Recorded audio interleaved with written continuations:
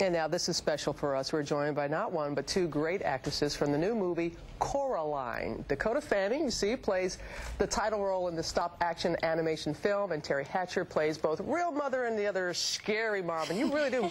You deliver. You deliver, Teri. Thank you. Good to see you both. I think so, too. So did you guys coordinate the outfits? Did you know? No, we didn't. Definitely a surprise. Yeah, White must be in right now. Because you haven't really spent a lot of time together, though this film took 5 years to make. You've only really met a handful of times? Yeah, I mean, we're both, I think, have been supporters of the Starlight Starbright Foundation for many years, and so we've met a couple times at those events over the years. But really, we just ran into each other at the People's Choice Awards last couple weeks ago for the first time. It's so crazy because so many people ask you, oh, how was it to work with Teri Hatcher or the other actors in the film? And it's like, oh, well, it would have been great if we had actually gotten to work together. And because it's an animated, and the type of animation, they said it takes, to get 74 seconds on film, takes about an entire week. Isn't that unbelievable? To shoot. It is. But let's show people, because you will see it was well worth the wait. Let's take a look. Coraline. Mom, I want to be with my real mom and dad. I want you to let me go. Is that any way to talk to your mother? You aren't my mother. Apologize at once, Coraline. No. I'll give you to the count of 3. 1, 2. Oh, that's right. Then you transform into the other mother like that. Really creepy mother. Is it difficult when it's animated and you're not even with the other person to try and make that come to life on screen? I mean, I feel like it can be at times. I mean, because I feel like when you're doing, especially this kind of animation, you're kind of jumping in and out of it. You know, I would go do another film and then, do a session for this, so it's hard to come back into it. But sometimes they would have another actor there to read the other lines just so it had like a natural feeling.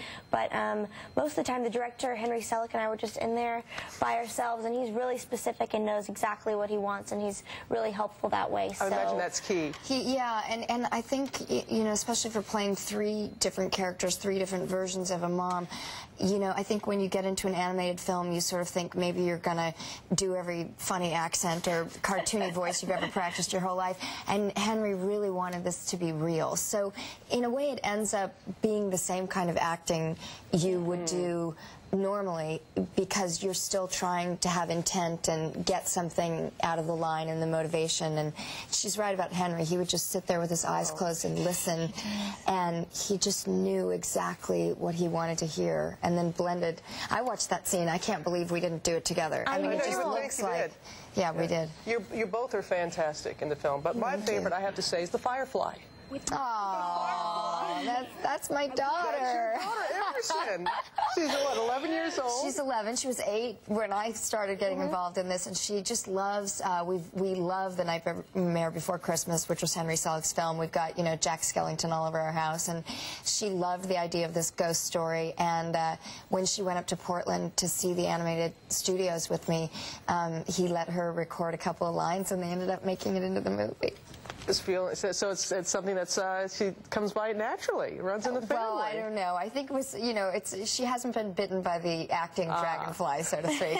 But it's a nice lark, especially since it's a mother-daughter story. It's fun that she got to be in it. It was perfect to do that.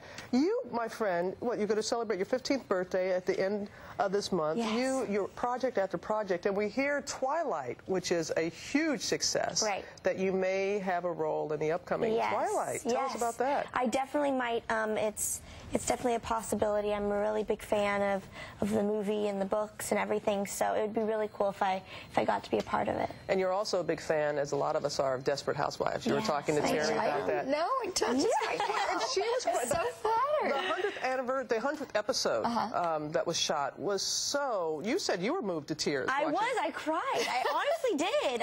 Well, it was my second favorite episode from the pilot. I mean, Beau Bridges, I thought, was just amazing. It was such well-structured writing and really gave us all a great range to play of emotion, going back in time.